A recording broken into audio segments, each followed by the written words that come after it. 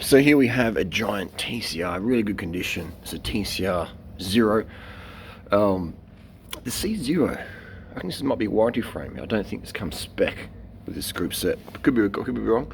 But it's a Dura-Ace 7800, and I'm just fixing this for Natasha's hairdresser, who instead of charging Natasha a fee for hairdressing, he said, if you can get my bike race ready, we'll just call it even Stevens. So I got it race ready. It was so dusty. The shifters are all gunked up with the stock grease, so we fully soaked them and just gave it a full tune. Pulled all the cables out, every cable out, filed off the ends, just trimmed it, got it race ready, greased all the cables, replaced the front cable, front derailleur cable, just gave it a full race tune. This stuff is just really great to work with.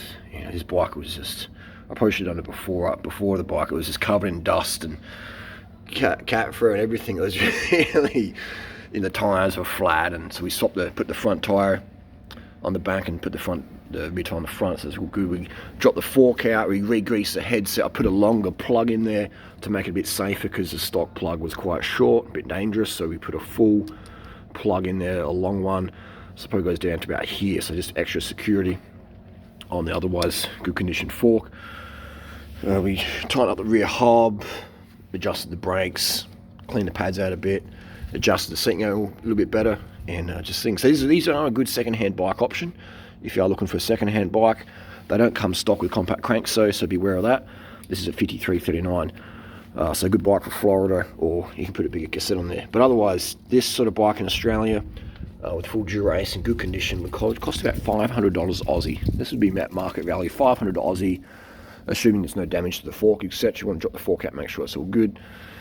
And yeah, the shifters are in really good condition, but they're gunked up. So what we did is we sprayed, I've got videos where we sprayed some silicone degreaser sort of thing in there, left it overnight, and I clicked it through maybe 500 times, and eventually, boom, it clicks in, and then we can crank it through, pull cable tension, just got it going.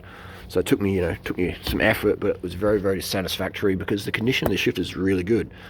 They just weren't shifting through, they weren't shifting through. So now they're race ready.